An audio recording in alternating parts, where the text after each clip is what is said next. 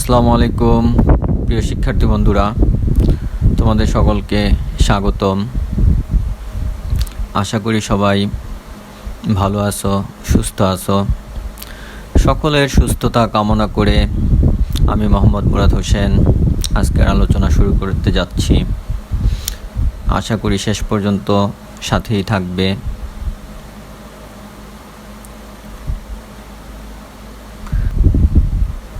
আজকের আলোচ্য বিষয় ক্রয় সংক্রান্ত লেনদেনের জাবেদা।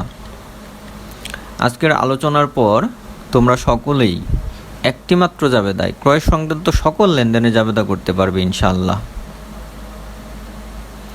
আলোচনা শুরু করার পূর্বেই তোমাদের কাছে আমার রিকোয়েস্ট থাকবে, আমার চ্যানেলটি যারা সাবস্ক্রাইব করো নাই অবশ্যই সাবস্ক্রাইব করবে এবং পাশে থাকা বেল আইকনটিতে অবশ্যই ক্লিক করে দিবে, যাতে করে পরবর্তী ভিডিওটি আপলোড হওয়ার সাথে সাথে নোটিফিকেশন পাও এবং সাথে সাথে ভিডিওটি দেখতে পারো। আর যারা অলরেডি সাবস্ক্রাইব করেছো তাদের সকলকে আন্তরিক ধন্যবাদ। আর ভিডিওটি যদি তোমাদের ভালো লাগে শেয়ার করতে ভুলবে না। ক্রয় সংক্রান্ত লেনদেনের জাবেদা। ক্রয় সংক্রান্ত লেনদেনের জাবেদা করার আগে আমাদের আগে বুঝতে হবে ক্রয় হিসাবটা কি, কখন কখন আমরা ক্রয় হিসাব লিখব। শিক্ষার্থী বন্ধুরা সবসময় মনে রাখবা, বিক্রয়ের উদ্দেশ্যে যা কিছু ক্রয় করা হবে শুধু সেই জিনিস ক্রয় করলেই আমাদের ক্রয় হিসাব লিখতে হবে, অন্য কোনো হিসাব কিন্তু ক্রয় হিসাবে লেখা যাবে না। অর্থাৎ বিক্রয়ের উদ্দেশ্য না থাকলে কখনো ক্রয় হিসাব লেখা যাবে না। তুমি একটা জিনিস ক্রয় করলা বাট সেটা বিক্রয়ের উদ্দেশ্য না, তাহলে সেটা কিন্তু ক্রয় হিসাব হবে না। একটি প্রতিষ্ঠান যে পণ্যের ব্যবসা করে শুধুমাত্র সেই পণ্য ক্রয়ের জন্য ক্রয় হিসাবকে ডেবিট করতে হবে। অর্থাৎ কথা কিন্তু একটাই দাঁড়ায় যে বিক্রয়ের উদ্দেশ্যে যা কিছু ক্রয় করা হবে শুধুমাত্র সেই পণ্য দ্রব্য ক্রয় করলেই ক্রয় হিসাব হবে, অন্য কোনো কিছু ক্রয় করলে কখনো ক্রয় হিসাব লেখা যাবে না। এরপর যে আমরা ক্রয় সংক্রান্ত কয়েকটি লেনদেন একটু দেখে আসি।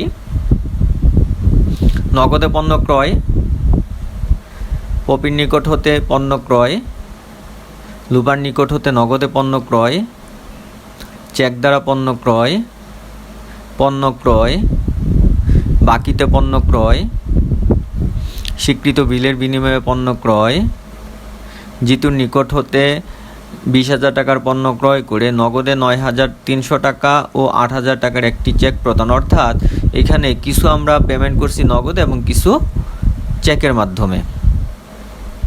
ক্রয় পরিবহন বাবদ 500 টাকা প্রদান। নগদে 5,000 টাকার পণ্য ক্রয় করে পরিবহন বাবদ 400 টাকা প্রদান। 8,000 টাকার পণ্য ক্রয় করে 60% নগদে ও বাকি টাকা চেকে পরিশোধ করা হলো। 12,000 টাকা মূল্যের পণ্য আমদানি করা হলো। সৈকতের নিকট হতে 20,000 টাকা মূল্যের পণ্য 10% বার্তায় ক্রয় করা হলো। ঋতুর নিকট হতে 10,000 টাকার পণ্য 10% বার্তায় ক্রয় করে নগদে 60% এবং অবশিষ্টাংশ চেকে পরিশোধ। বিক্রয়ের উদ্দেশ্যে 50,000 টাকা মূল্যের একটি মোটর লরি ক্রয় করা হলো। পণ্য ক্রয় নগদে 7,500 টাকা, চেকে 3,000 টাকা, ধারে 5,000 টাকা। এই যে লেনদেনগুলো আমরা এতক্ষণ দেখলাম, আজকের আলোচনার পর আমি আশা করি তোমরা অবশ্যই নিজেরাই প্রত্যেকটা লেনদেনের জাবেদা করতে পারবে ইনশাল্লাহ। বন্ধুরা দেখো যে নগদে ক্রয় করলে জাবেদা কী হবে। তো জাবেদা করার আগে আমরা একটু জাবেদার ছকটা একটু দেখি। প্রথমে কি জাবেদার ছকে থাকবে তারিখ, তারপরে বিবরণ, খতিয়ান পৃষ্ঠা, ডেবিট টাকা, ক্রেডিট টাকা। অর্থাৎ জাবেদা করার আগে জাবেদার ছকটা করে নিতে হবে এবং জাবেদার ছকে কিন্তু মোট কলাম থাকে 5টি। এটি মনে রাখবা, মোট কলাম থাকে কয়টি জাবেদার ছকে? 5টি। তো নগদে ক্রয় করলে ক্রয় হিসাব কী হবে? ডেবিট, আর নগদান হিসাব হবে ক্রেডিট। দেখো ক্রয় হিসাব ডেবিট মানি হলো ডেবিটে টাকা এবং নগদান হিসাব ক্রেডিট মানি হলো ক্রেডিটে টাকা। এই জিনিসটা মনে রাখবা যে ক্রয় ডেবিট হলে ডেবিটে টাকা বসবে আর ক্রেডিট হলে ক্রেডিটে টাকা বসবে। চেকে ক্রয় করলে দেখো চেকে ক্রয় করলে ক্রয় হিসাব ডেবিট, ব্যাংক হিসাব ক্রেডিট। বাকিতে ক্রয় করলে ক্রয় হিসাব ডেবিট, পাওনাদার হিসাব ক্রেডিট। বন্ধুরা একটু খেয়াল করো, অলরেডি 3 ধরনের লেনদেন সম্পর্কে আমরা কিন্তু জাবেদা কী হবে সেটা বুঝে ফেলছি, তাই না? তো এখন দেখো যে আমরা কিন্তু ক্রয় হিসাবটা অলওয়েজ ডেবিটই বলতেছি, অর্থাৎ যেইভাবে ইচ্ছা সেইভাবে আমরা ক্রয় করি না কেন, ক্রয় হিসাব কিন্তু ডেবিটই হবে, যেইভাবে ইচ্ছা সেইভাবে ক্রয় করি। আমরা দেখলাম নগদে ক্রয় করলে ক্রয় হিসাব ডেবিট, নগদান হিসাব ক্রেডিট, বাকিদের ক্রয় করলে ক্রয় হিসাব ডেবিট, পাওনাদার হিসাব ক্রেডিট, আর চেকে ক্রয় করলে কি ক্রয় হিসাব ডেবিট, ব্যাংক হিসাব ক্রেডিট, অর্থাৎ ক্রয় হিসাবটা কি হচ্ছে, অলওয়েজ ডেবিটই হচ্ছে, ক্রয় করলেই ক্রয় হিসাব ডেবিট। তো এখানে একটা জিনিস মনে রাখবো বন্ধুরা, বাকিতে ক্রয় করলে এক হলো পাওনাদার হিসাব আসবে ক্রেডিট, অথবা প্রদেয় হিসাব আসতে পারে। বাকিতে ক্রয় করলে কি পাওনাদার হিসাব ক্রেডিট, অথবা আধুনিক পদ্ধতিতে কি হবে, প্রদেয় হিসাবটা ক্রেডিট হবে। স্বীকৃত বিলের মাধ্যমে ক্রয়, তো একটু আগে আমরা জানলাম ক্রয় করছে যেইভাবে ইচ্ছে সেইভাবে ক্রয় করছে, ক্রয় হিসাব ডেবিট। সো এখানে ক্রয় হিসাব ডেবিট, আর প্রদেয় বিল বা প্রদেয় নোট হিসাব ক্রেডিট। মালিকের ব্যক্তিগত অর্থ দ্বারা ক্রয়, তো মালিকের ব্যক্তিগত অর্থ দ্বারা ক্রয় করলেও ক্রয় হিসাব ডেবিট। আর যেহেতু মালিকের ব্যক্তিগত অর্থ দ্বারা ক্রয়, আমার মূলধন হিসাবের জন্য এই যেই ভিডিওটা মালিকানা সত্ত্বের উপর একটা ভিডিওটি আপলোড করা আছে, তোমরা অবশ্যই দেখবা, সেখানে মূলধন সংক্রান্ত লেনদেন বিস্তারিত আলোচনা করা হয়েছে, আর ভিডিও ডেসক্রিপশনেও লিঙ্কটা দেওয়া আছে, অবশ্যই দেখে নিবে। মালিকের ব্যক্তিগত অর্থ দ্বারা ক্রয় করলে ক্রয় হিসাব ডেবিট, মূলধন হিসাব ক্রেডিট। প্রাইস বন্ডের মাধ্যমে ক্রয় করলে ক্রয় হিসাব ডেবিট, প্রাইস বন্ডটা হলো বিনিয়োগ হিসাব, এই জন্য বিনিয়োগ হিসাব ক্রেডিট। যে কোনো সম্পদের বিনিময়ে আমরা ক্রয় করতে পারি, তো যে কোনো সম্পদের বিনিময়ে আমরা ক্রয় করি না কেন, মনে রাখবো বন্ধুরা যে ক্রয় হিসাব ডেবিট, আর যেই সম্পদ দিয়ে আমরা ক্রয় করব, অর্থাৎ ক্রয়ের বিনিময়ে আমরা যেই সম্পদটা তাদেরকে দিব সেই সম্পদটা ক্রেডিট। তো এখানে দেখো সিম্পল একটা এক্সাম্পল, যে নগদে যখন ক্রয় করছিলাম কি হয়েছে, ক্রয় হিসাব ডেবিট, নগদান হিসাব ক্রেডিট। নগদান হিসাব হলো একটা সম্পদ হিসাব, এই সম্পদের জায়গায় নগদান শব্দটা বসাই দেওয়া হয়েছে। আবার যখন চেকে ক্রয় করছি, চেকের সাথে সম্পর্ক হলো ব্যাংকের, তাহলে ক্রয় হিসাব ডেবিট করছি এবং ব্যাংক হিসাব ক্রেডিট। ব্যাংক হিসাবটাও কিন্তু সম্পদ হিসাব, তার মানে কি এই যে একটা জাবেদা এখন দেখানো হলো, যে কোনো সম্পদের বিনিময়ে যখন আমরা ক্রয় করব, ক্রয় হিসাব ডেবিট, উক্ত সম্পদ হিসাবটা হয়ে যাবে ক্রেডিট। তো ক্রয় সংক্রান্ত লেনদেনে দেখো কি কি ক্রেডিট হতে পারে, নগদান হিসাব, ব্যাংক হিসাব, পাওনাদার হিসাব, প্রদেয় নোট বা প্রদেয় বিল হিসাব, মূলধন হিসাব, বিনিয়োগ হিসাব, সম্পদ হিসাব। আর এখানে পাওনাদার হিসাব, পাওনাদার হিসাবের আরেকটা নাম আমরা একটু আগেই জানলাম যে প্রদেয় হিসাবও হতে পারে। তাহলে ডেবিট কি হবে, ডেবিট অবশ্যই ক্রয় হিসাব। দেখো এখানে যে পাওনাদারের পরিবর্তে আমরা কি লিখতে পারি, প্রদেয় হিসাবটা লিখতে পারি। তো আশা করি বন্ধুরা ক্রয় সংক্রান্ত লেনদেনে জাবেদা বুঝতে পারছো। আর এই যে একটা জাবেদা এখানে দেখানো হলো, একসাথে সব কয়টা দেখানো হলো, এই একসাথে এই জাবেদাটা তুমি যদি বুঝতে পারো, তাহলে সব লেনদেনে জাবেদা কিন্তু একটা জাবেদার মাধ্যমে করতে পারবে। অর্থাৎ সাধারণত ক্রয় হিসাব ডেবিট আর ক্রেডিট এই হিসাবগুলোর বাহিরে সাধারণত আসে না বললেই চলে। হিসাব সমীকরণে ক্রয় সংক্রান্ত লেনদেনের প্রভাব সবসময় মনে রাখবা, ক্রয়ের কারণে মালিকানা সত্ত্ব সবসময় হ্রাস পাবে। কারণ কি, ব্যয় বৃদ্ধি পাইলে মালিকানা সত্ত্ব হ্রাস পায়। তাহলে আরেকটি প্রভাব কি হবে, সম্পদ হ্রাস পাইতে পারে, যে দায় বৃদ্ধি পাইতে পারে, মালিকানা সত্ত্ব বৃদ্ধি পাইতে পারে। অর্থাৎ মালিকানা সত্ত্ব হ্রাস পাবে, সম্পদ হ্রাস পাবে, দায় বৃদ্ধি পাবে, অথবা মালিকানা সত্ত্ব বৃদ্ধি পাবে। হিসাব সমীকরণে ক্রয় সংক্রান্ত লেনদেনের প্রভাব সাধারণত এর বাহিরে দেখা যায় না। এ পর্যায়ে আমরা ক্রয় সংক্রান্ত লেনদেনের কিছু জাবেদা দেখব।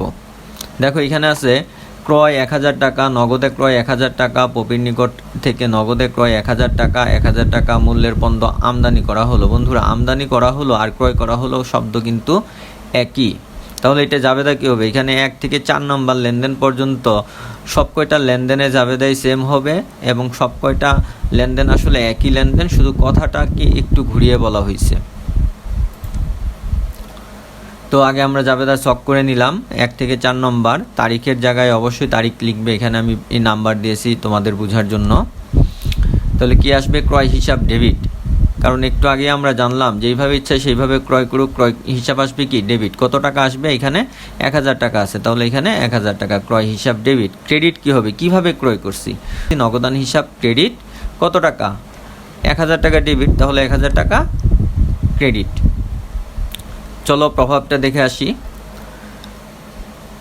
ক্রয় হিসাব, ব্যয় হিসাব। ক্রয় হিসাবটা কী হিসাব? ব্যয় হিসাব। এখানে ক্রয় করার কারণে ব্যয়টা বৃদ্ধি পাইছে, ব্যয় বৃদ্ধি পাইলে কি হয়? ডেবিট। আর নগদান হিসাব হলো সম্পদ হিসাব। এখানে সম্পদ হ্রাস পাইছে, সম্পদ কি পাইছে? হ্রাস পাইছে। সম্পদ হ্রাস পাইলে হয় ক্রেডিট। তাহলে হিসাব সমীকরণ লেনদেনের প্রভাব হলো কি? ক্রয় হিসাব, ব্যয় বৃদ্ধি পাইছে। ব্যয় বৃদ্ধি পাইলে কি হয়? মালিকানা সত্ত্ব হ্রাস পায়। আর নগদান হিসাব, সম্পদ হ্রাস পাবে। চেকে ক্রয় 3000 টাকা, ক্রয় বাবদ 3000 টাকা চেক প্রদান, অমির নিকট থেকে চেকে ক্রয় 3000 টাকা। এই যে 3টা লেনদেন এখানে উল্লেখ করা হয়েছে, 3টা লেনদেনই একই ক্যাটাগরির। তাহলে কি আসবে? যেহেতু ক্রয় করছি, ক্রয় হিসাব ডেবিট। আর পেমেন্টটা কিভাবে দিব? চেকে দিছি, তাই না? পেমেন্টটা কিভাবে দেওয়া হয়েছে? চেকে। তাহলে চেকের সাথে সম্পর্কটা কার? ব্যাংকের। তাহলে এখানে কি আসবে? ব্যাংক হিসাব ক্রেডিট। কত টাকা? 3000 টাকা। তো এখানেও প্রভাব কি আসবে? ক্রয় হিসাব, ব্যয় হিসাব। এখানে ব্যয় বৃদ্ধি পাইছে, ব্যয় বৃদ্ধি পাইলে ডেবিট। ব্যাংক হিসাব, সম্পদ হ্রাস, ক্রেডিট। তাহলে হিসাব সমীকরণ প্রভাব কি? ক্রয় হিসাব, ব্যয় হিসাব। ব্যয় হিসাবের কারণে কি আসবে? মালিকানা সত্ত্ব হ্রাস পাবে। আর এখানে ব্যাংক হিসাব, সম্পদ হ্রাস। বাকিতে বা ধারে ক্রয় 5000 টাকা। এখানে আরেকটা শব্দ থাকতে পারে যে অলিখিত ক্রয়। বাকিতে ক্রয় বা অলিখিত ক্রয় বা ধারে ক্রয় একই জিনিস।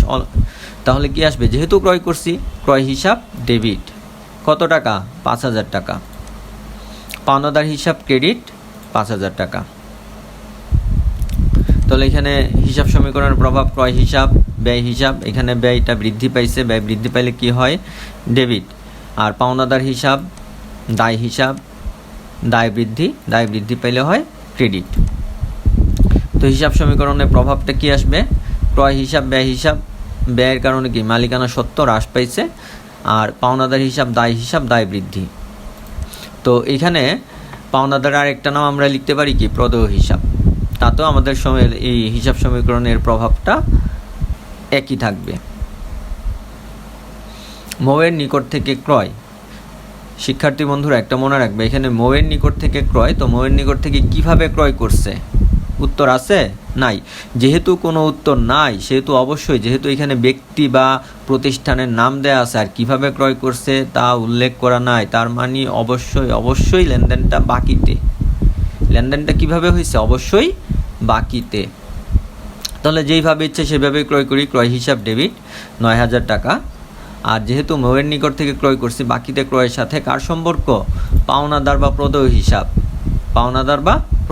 এখানে পাওনাদার হিসাব ক্রেডিট। কত টাকা? 9000 টাকা। আর একটা জিনিস অবশ্যই মনে রাখবা, এখানে পাওনাদার হিসাবের সাথে সাথে আমার কিন্তু ব্যক্তি বা প্রতিষ্ঠানের, অর্থাৎ এখানে যে নামটা দেওয়া থাকবে সেই নামটা এখানে অবশ্যই লিখতে হবে। প্রভাবটা কি হবে? ক্রয় হিসাব, অর্থাৎ প্রথম প্রভাবটা কিন্তু সবসময় কি সেম থাকতেছে, কারণ এখানে ক্রয় হিসাব যেহেতু ব্যয় হিসাব, এটা কখনো চেঞ্জ হবে না।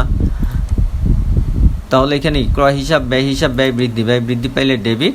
আর পাওনাদার হিসাব এখানে কি? মৌ হিসাব, দায় বৃদ্ধি পাইলে হয় ক্রেডিট। আর এখানে কি আসবে? মালিকানা সত্ত্ব হ্রাস।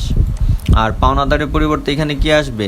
প্রদেয় হিসাব অথবা মৌ হিসাব। এটা তোমরা যে কোনো একটা হিসাব লিখতে পারো, হয় পাওনাদার হিসাব লিখবে, না হয় কি প্রদেয় হিসাব লিখবে, একটা লিখলেই হবে। আর অবশ্যই ব্যক্তি বা প্রতিষ্ঠানের নাম থাকলে সেখানে ড্যাশ দিয়ে বা ব্র্যাকেটের ভিতরে ব্যক্তি বা প্রতিষ্ঠানের নাম এভাবে লিখে দিবে। স্বীকৃত বিলের বিনিময়ে পণ্য ক্রয়। তো স্বীকৃত বিলটা হলো দুই প্রকার, একটা হলো কি প্রাপ্য বিল আর একটা হলো প্রদেয় বিল। আর আধুনিক পদ্ধতিতে প্রাপ্য নোট অথবা প্রদেয় নোট, এই কথাটা একটু মনে রাখবা। তো ক্রয় করছি এই জন্য ক্রয় হিসাব ডেবিট 6000 টাকা। আর কিভাবে ক্রয় করছি? স্বীকৃত বিলের মাধ্যমে। এই টাকাটা কি? যেই বিলের টাকা আমাদের দিতে হবে সেই বিলের নাম কি? প্রদেয় বিল বা প্রদেয় নোট, এটা মনে রাখবা। যেহেতু টাকাটা দিতে হবে দায়, এটাও কি? প্রদেয় বিল হিসাব ক্রেডিট 6000 টাকা। প্রভাব কি হবে? ক্রয় হিসাব, ব্যয় বৃদ্ধি পাইলে হয় ডেবিট। প্রদেয় বিল হিসাব, দায় বৃদ্ধি পাইলে হয় ক্রেডিট। আর এখানে প্রভাবটা হবে ক্রয় হিসাব, ব্যয় হিসাব, মালিকানা সত্ত্ব হ্রাস। আর প্রদেয় বিল হিসাব কি? দায় হিসাব, দায় বৃদ্ধি। আর এই প্রদেয় বিলের পরিবর্তে আমরা কি লিখতে পারি? প্রদেয় নোট। জিতুর নিকট হতে 9,000 টাকার পণ্য ক্রয় করে নগদে 2,000 টাকা ও 3,000 টাকার একটি চেক প্রদান। অর্থাৎ আমরা পণ্য কিনছি 9,000 টাকার, একটু খেয়াল করো, নগদে পেমেন্ট করছি 2,000 টাকা আর 3,000 টাকার একটি চেক প্রদান করছি। টোটাল তাহলে পেমেন্ট করলাম কত? 2,000 আর 3,000 5,000। কিন্তু আমরা তো পণ্য ক্রয় করলাম কত টাকার? 9,000 টাকার। তাহলে বাকি থাকলো যে 4,000 টাকা, এটা কি? যেহেতু এখানে আর কোনো কিছু উল্লেখ নাই, সেহেতু এই যে 4,000 টাকা এখানে ডিফারেন্স, এই ডিফারেন্সটা অবশ্যই কি? বাকিটা ক্রয় করছি জিতুর নিকট থেকে। তাহলে চলো আমরা দেখি এখন জাবেদা কী হবে। কত টাকার পণ্য ক্রয় করছি? 9,000 টাকা। তাহলে ক্রয় হিসাবে ডেবিট কত টাকা আসবে? 9,000 টাকাই। টোটাল 9,000 টাকার পণ্য ক্রয় করছি, এই জন্য ক্রয় হিসাব ডেবিট 9,000 টাকা। নগদে কত পেমেন্ট করলাম? 2,000 টাকা। দেখো এই যে এখানে নগদে পেমেন্ট 2,000 টাকা, তাহলে নগদান হিসাব ক্রেডিট 2,000 টাকা। আর চেক দিছি, চেকের সম্পর্কটা হলো ব্যাংকের সাথে, তাহলে আমার ব্যাংক হিসাব কি আসবে? ক্রেডিট কত টাকা? এই 3,000 টাকা। তো বন্ধুরা, জাবেদায় মনে রাখবা, ডেবিট যত টাকা হবে ক্রেডিট ঠিক তত টাকাই হবে, প্রত্যেকটা লেনদেনের জন্য সেম। তাহলে এখানে 9,000 আর এখানে হলো 3,000, 2,000, 5,000, তাহলে বাকি 4,000, এই 4,000 টাকা কী হবে? আমরা একটু আগেই জানলাম, বাকি 4,000 টাকা বাকিতে, অর্থাৎ পাওনাদার হিসাব, জিতু হিসাব। ঠিক আছে, এই যে এখানে তাহলে কি আসবে? 4,000 টাকা ক্রেডিট। হিসাব সমীকরণে লেনদেনের প্রভাব: ক্রয় হিসাব, ব্যয় হিসাব, ব্যয় বৃদ্ধি ডেবিট, নগদান হিসাব, সম্পদ হিসাব, সম্পদ হ্রাস ক্রেডিট, ব্যাংক হিসাব, সম্পদ হিসাব, সম্পদ হ্রাস ক্রেডিট, পাওনাদার হিসাব, জিতু হিসাব, দায় হিসাব। পাওনাদারটা হলো কি? দায় হিসাব, দায় বৃদ্ধি, দায় বৃদ্ধি পাইলে হয় ক্রেডিট। তাহলে প্রভাবটা কি আসলো? এখানে এই যে ক্রয় হিসাবটা মালিকানা সত্ত্ব হ্রাস, আর আমরা এখানে পাওনাদার জিতু হিসাবের পরিবর্তে অন্য একটা হিসাব ব্যবহার করতে পারি, সেটা হলো প্রদেয় হিসাব, জিতু হিসাব। আশা করি বুঝতে পেরেছ। নগদে 5,000 টাকার পণ্য ক্রয় করে পরিবহন বাবদ 400 টাকা প্রদান। দেখো এখানে ক্রয় কিন্তু করছি 5,000 টাকার পণ্য, তাহলে ক্রয় হিসাবে ডেবিট আমার 5,000 টাকাই হবে, বেশি হবে না। কিন্তু এই পরিবহন খরচটা সম্পূর্ণ আলাদা লিখতে হবে। তাহলে ক্রয় হিসাব ডেবিট 5,000 টাকা। তাহলে এই যে পরিবহন বাবদ যে প্রদান করলাম, এই পরিবহনটার নাম কি? এই পরিবহনটার নাম হলো ক্রয় পরিবহন, আন্তঃপরিবহন। মনে রাখবা, ক্রয় পরিবহন বা আন্তঃপরিবহন। কত টাকা? 400 টাকা ডেবিট। ক্রয় পরিবহন হিসাব ডেবিট 400 টাকা। আর পুরা পেমেন্টটা, সম্পূর্ণ পেমেন্টটা আমরা কি করছি? নগদে করছি। তাহলে 5,000, 400, 5,000 আর 400, টোটাল 5,400 টাকা। নগদান হিসাব ক্রেডিট 5,400 টাকা। হিসাব সমীকরণের প্রভাবটা আমরা দেখি। ক্রয় হিসাব, ব্যয় হিসাব, ব্যয় বৃদ্ধি, ব্যয় বৃদ্ধি পাইলে হয় ডেবিট। ক্রয় পরিবহন হিসাব ও ব্যয় হিসাব, ব্যয় বৃদ্ধি ডেবিট। নগদান হিসাব, সম্পদ হিসাব, সম্পদ হ্রাস, সম্পদ হ্রাস পাইলে হয় ক্রেডিট। আর এখানে ক্রয় হিসাব, ব্যয় হিসাব, তো এটা কি আসবে? মালিকানা সত্ত্ব হ্রাস। আর এখানে ক্রয় পরিবহনের কারণেও কি? মালিকানা সত্ত্ব হ্রাস। তাহলে প্রভাবটা কি? ক্রয় হিসাব, ব্যয় হিসাব, মালিকানা সত্ত্ব হ্রাস। আর ক্রয় পরিবহন, ব্যয় হিসাব, মালিকানা সত্ত্ব হ্রাস। আর নগদান হিসাব, সম্পদ হিসাব, সম্পদ হ্রাস। 8,000 টাকার পণ্য ক্রয় করে 60% নগদে ও বাকি টাকা চেকে পরিশোধ। তাহলে এখানে কি? 8,000-এর 60% এটা নগদে পেমেন্ট করছে, আর বাকি থাকলো কত পার্সেন্ট? 40%। যেইখানে পার্সেন্টের পোর্শন আছে, মনে রাখবা, পার্সেন্ট মানে কি? 100 থেকে কত? পার্সেন্টের সাথে সম্পর্ক হলো 100। ঠিক আছে, তাহলে আমরা ক্রয় করছি কত টাকার পণ্য? 8,000 টাকার পণ্য। তাহলে ক্রয় হিসাব ডেবিট 8,000 টাকা, আর নগদান হিসাব ক্রেডিট। তো নগদান হিসাব ক্রেডিট, এই যে 8,000 টাকা, 8,000 টাকা 60%, 48, 4,800 টাকা ক্রেডিট। আরও ক্রেডিট হবে বাকি টাকা, যেহেতু চেকে পরিশোধ করেছি, এই জন্য কি? ব্যাংক হিসাব ক্রেডিট। বাকি টাকা 8,000 মাইনাস হলো 4,800, অথবা 8,000 ইন্টু 40%, একই টাকা আসবে 3,200 টাকা। প্রভাব: হিসাব সমীকরণে উক্ত লেনদেনটার প্রভাব কি হবে? ক্রয় হিসাব, ব্যয় হিসাব, ব্যয় বৃদ্ধি ডেবিট। নগদান হিসাব, সম্পদ হিসাব, সম্পদ হ্রাস ক্রেডিট, ব্যাংক হিসাব, সম্পদ হিসাব, সম্পদ হ্রাস, ক্রেডিট। তো আগের মতো এখানে কি ক্রয় হিসাবটা কি মালিকানা সত্ত্ব, মালিকানা সত্ত্ব হ্রাস। ঋতুর নিকট হতে 10,000 টাকার পণ্য 10% বার্তায় ক্রয় করে নগদে 60% এবং অবশিষ্টাংশ চেকে পরিশোধ। শিক্ষার্থী বন্ধুরা, এই লেনদেন এবং আগের লেনদেন অলমোস্ট সেম। ডিফারেন্সটা কোথায়? এই যে 10% বার্তা, এই 10% বার্তা হলো কিন্তু কারবারি বার্তা। 10% বার্তা কি বার্তা? কারবারি বার্তা। তো কারবারি বার্তা কখনো হিসাবভুক্ত করতে হয় না, কিন্তু বাদ দিয়ে দেখাইতে হয়। তো এইখানে 10,000 টাকার পণ্য ক্রয় করছি 10% বার্তায়, তো 10,000-এর 10% হলো 1,000 টাকা। তাহলে 1,000 টাকা এখানে থেকে বাদ দিলে থাকে 9,000 টাকা। অর্থাৎ আমরা মূলত এইটা যদি বলতো যে ঋতুর নিকট হতে 9,000 টাকার পণ্য ক্রয় করে 60% নগদে এবং অবশিষ্টাংশ চেকে পরিশোধ, অলমোস্ট সেম। তাহলে এখানে কি আসবে? 9,000 টাকার পণ্য আসলে ক্রয় করছি, 10% বাদ দিলে থাকে 9,000। তাহলে এখানে আসবে ক্রয় হিসাব ডেবিট 9,000 টাকা। তাহলে 9,000-এর 60% কত টাকা? নগদে। নগদান হিসাব ক্রেডিট 9,000-এর 60% কত টাকা আসবে? 5,400 টাকা। আর বাকি 40%, 9,000-এর 40% অথবা 9,000 বিয়োগ 5,400 যেই টাকা আসে সেটা আসবে কি ব্যাংক হিসাবে ক্রেডিট। তাহলে ব্যাংক হিসাব ক্রেডিট কত টাকা? 3,600 টাকা। প্রভাব হিসাব সমীকরণে উক্ত লেনদেনের প্রভাব হবে, একটু আগে আমরা যেই প্রভাবটা দেখেছি সেম, অর্থাৎ ক্রয় হিসাব, ব্যয় হিসাব, ব্যয় বৃদ্ধি। ব্যয় বৃদ্ধি পেলে হয় ডেবিট, নগদান হিসাব, সম্পদ হিসাব, সম্পদ হ্রাস, ক্রেডিট, ব্যাংক হিসাব, সম্পদ হিসাব, সম্পদ হ্রাস, ক্রেডিট। আর এখানে ক্রয় হিসাব, মালিকানা সত্ত্ব, মালিকানা সত্ত্ব হলো হ্রাস।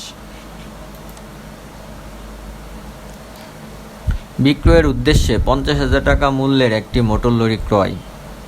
শিক্ষার্থী বন্ধুরা, আমরা কি ক্রয় করছি? Motor lorry. কিন্তু এই মোটর লরি আমাদের কোনো ফ্যাক্টরি না, কারণ আমরা এটা বিক্রয়ের উদ্দেশ্য ক্রয় করছি। যেহেতু বিক্রয়ের উদ্দেশ্য ক্রয় করেছি, অর্থাৎ মোটর লরিটা আমরা ভবিষ্যতে কি করব? বিক্রি করব। তাহলে এটা অবশ্যই ক্রয় হিসাবে লিপিবদ্ধ করতে হবে, মোটর লরি হিসাবে লিপিবদ্ধ করা যাবে না।